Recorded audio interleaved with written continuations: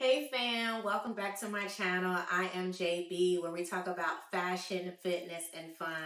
Tonight I'm going out to dinner. I'm wearing this pretty pink dress, but I want to share a brand new pair of shoes I have with you guys. I have some Rene Caovilla shoes to match my outfit tonight, and I just wanted to do an unboxing with you. So let's get to unboxing.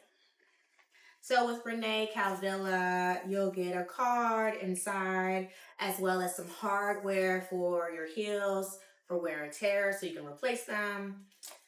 You get a shoe bag, real pretty, love this. Beautiful wrapping inside.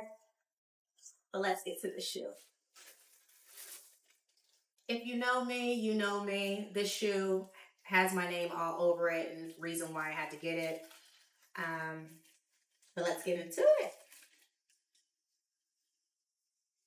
Okay, let's get with our Stevie Wonder. Isn't she lovely? Anyway, no, I'm not a singer and I know I can't sing. But so here is my shoe. This is the Margot sandal. This is the definition of Margot when you have the wrap around the heel. I have some Cleos. They don't have the wrap around the heel. This is a pink suede with a hint of orange as well as purple.